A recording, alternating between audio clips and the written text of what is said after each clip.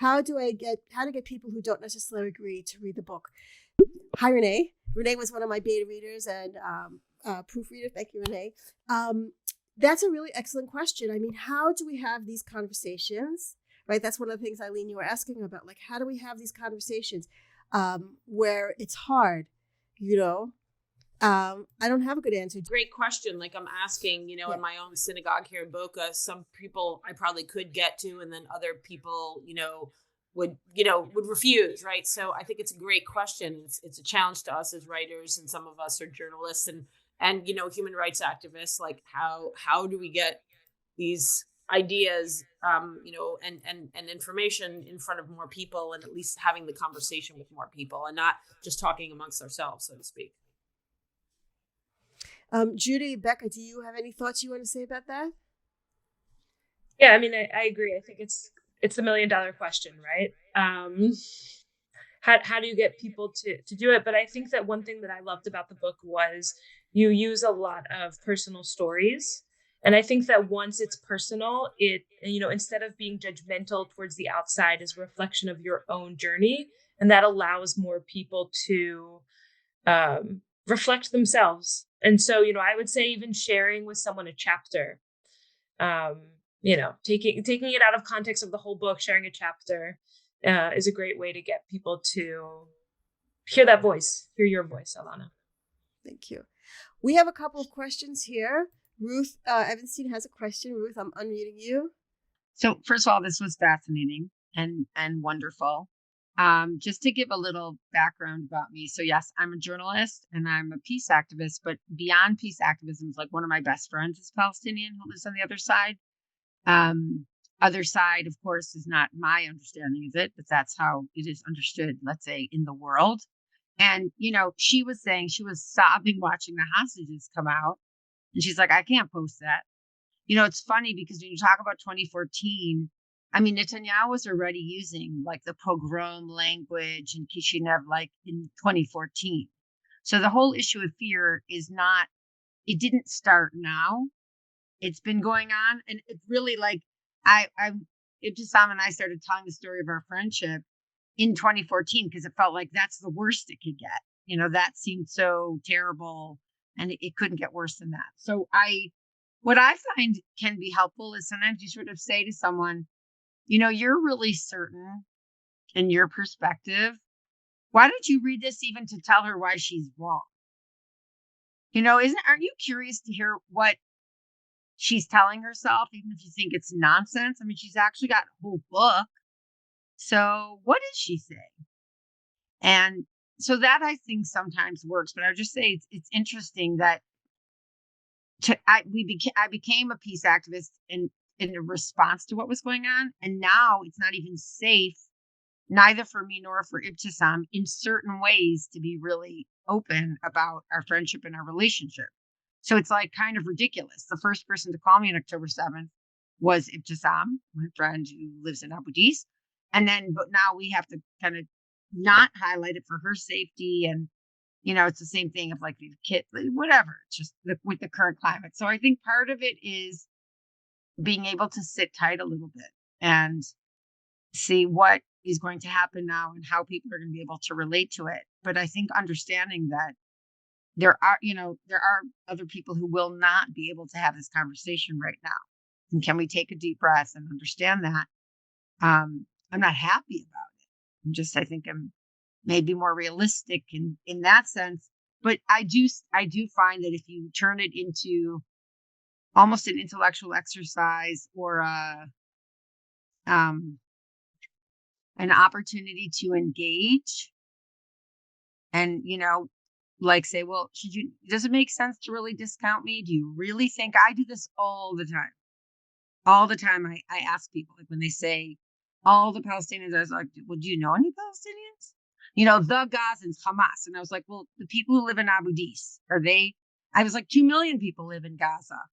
You really think all 2 million are like that? I was like, the baby Yeah. that was born 3 Yeah. weeks ago. I So talk about that all the time also, about people who talk about, all the Palestinians, all the guys. It's like we were experts when I was 14 years old and I took my Zionism class. I was an expert on what Palestinians think and what. And I had never met a Palestinian or read anything by a Palestinian ever, but I was like the expert on what all Palestinians are. So anyway, thank you for that, Ruth. And also, your work also with Ibtisam is so important and so inspiring. So inspiring. You should all follow Ruth also. Thank you, Ruth. I'm going to go to the next question. Is that okay? Yeah. of course. Abby P. I'm going to bring up Abby P. over here. Hi, Elana. Thanks for this chat. And I've been following Becca for a long time on Instagram, and I really appreciate what she has done so far, what she does. Thanks, Becca, for that. My question is that I'm not sure if you all have recently watched to the Harvard professor Ruth Weiss or Weiss. Sorry. She gave a talk and she was addressing the American Jewish community, and she had so many expectations from her. She was saying that you don't have to serve in the military, but after the military is over, that's when your real work starts. You need to be the spokesperson of Israel. You need to fight the battle that is not on the ground, but in media, and you need to present the Israeli side. And to me, that felt like there's so much of peer pressure that's been going on from generation to generation. How could you break away from that?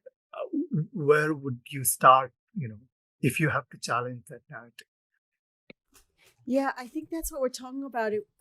Some of the examples we've been hearing has to do with humanizing the other. It has to do with, really, because at the core is the dehumanization of the other, the lack of empathy. They go together, the lack of empathy, the dehumanization, the fear.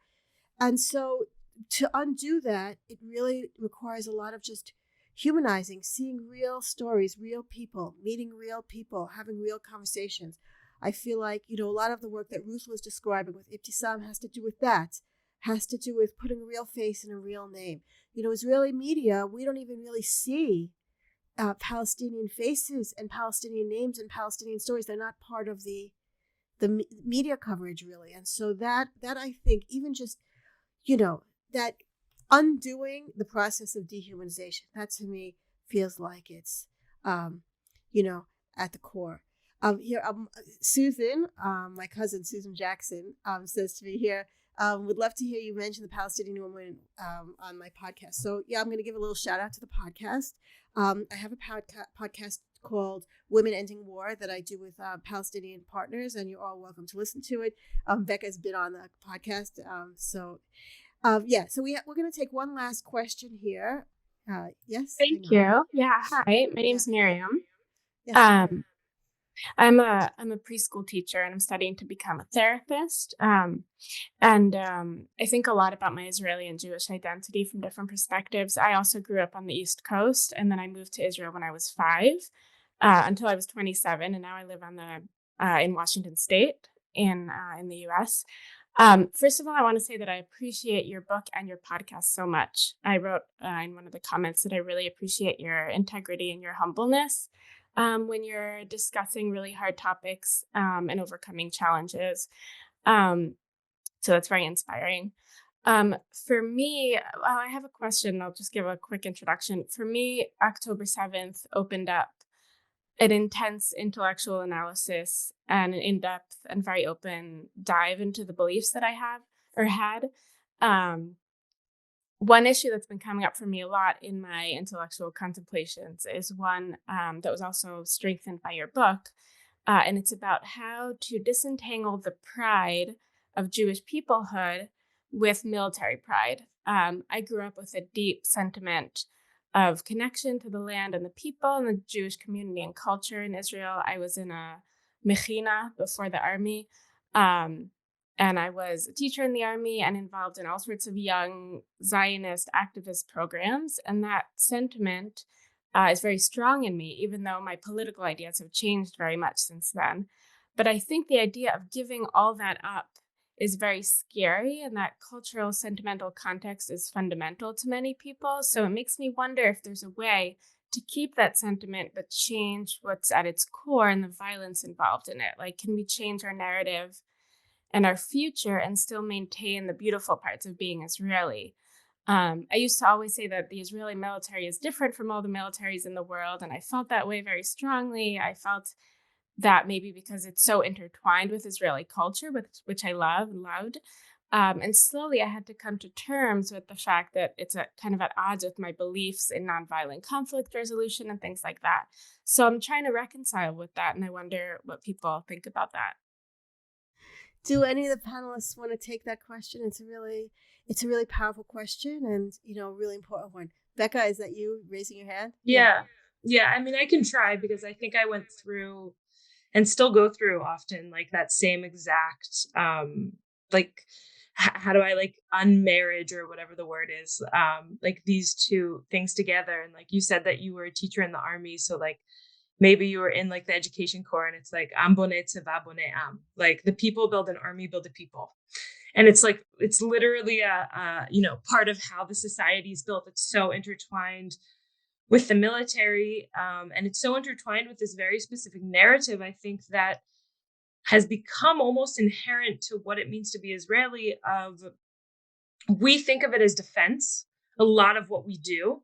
And there are aspects that are defense, right? It's not like I think that we're never defending, but we think of it as inherently as defense. But a lot of that defending has become really zero sum, where the zero sum then means that like Palestinians existing means we need to defend ourselves from them, and then we're actually often on the offense. And I think it's really hard. But one of the things that I've found personally, and this was an incredibly like painful process that I went through like for years, was that I do think that Israeli society, on some levels, even when we move past this current reality and we transition to justice and we recognize that there are two peoples here and we have a political system that recognizes that, and I do believe we'll get there, there's still going to be a place for Israeli culture, Israeli narrative, Israeli Hebrew, and maybe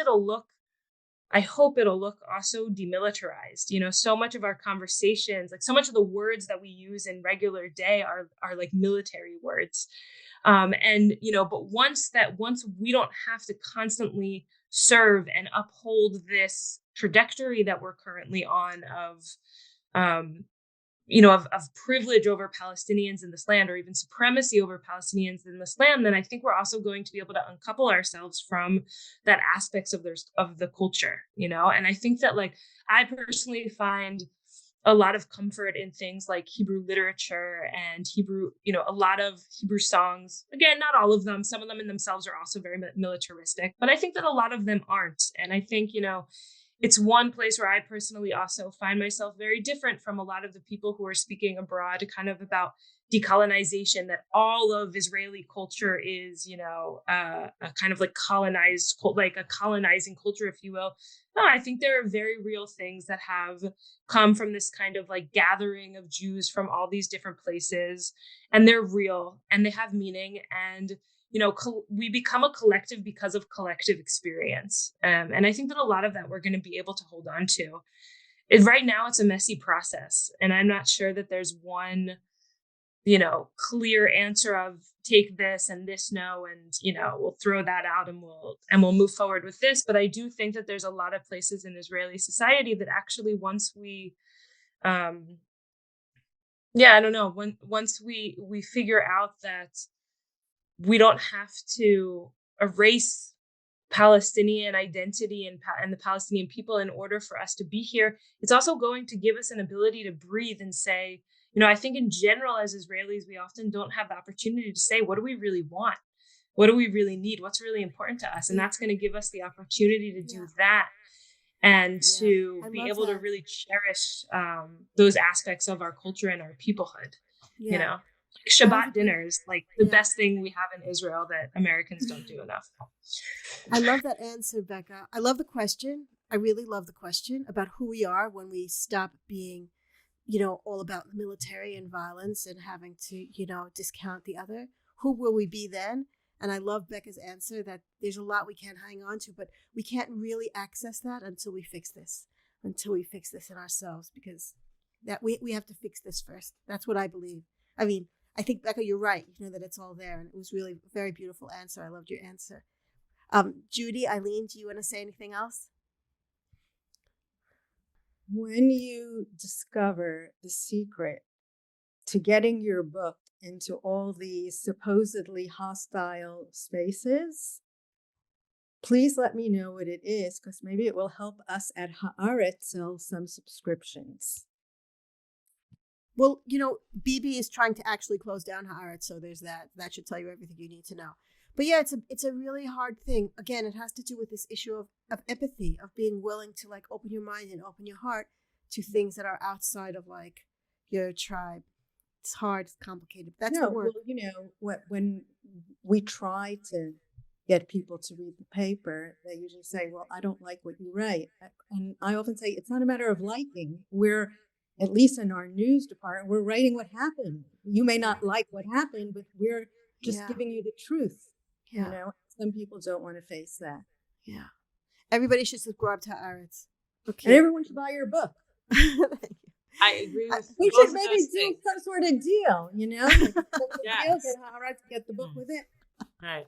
I was actually thinking, Lana, I don't know if you're signing up to do the Jewish Book Council, where they try to offer you to speak at different Jewish book gatherings, festivals, JCCs around the country here in the U.S. But I think that would be great. And, I hope that lots of people will be open to at least, learning more about it. And it just, your opening anecdote there is just kind of mind blowing. Like, you'd think that people would get that someone who lives it, not just living it, but the way you describe that it impacts, your children, people serving, living with it day to day.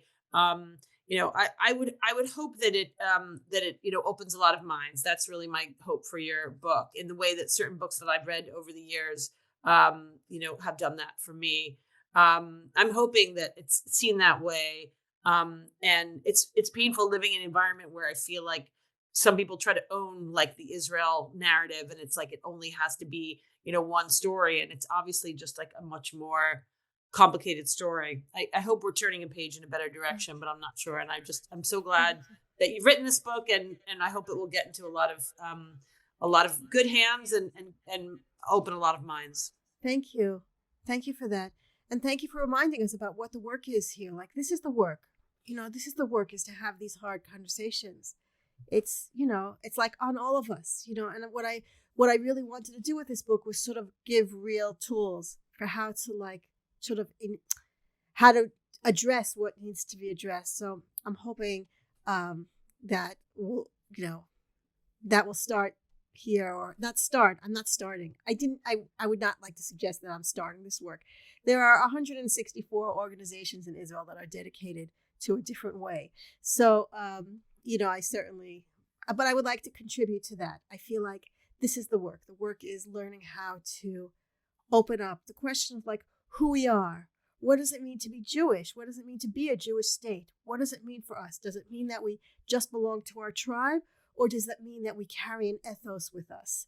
Can we be a Jewish state when to be a Jewish state means to care about all human beings? I mean, that's really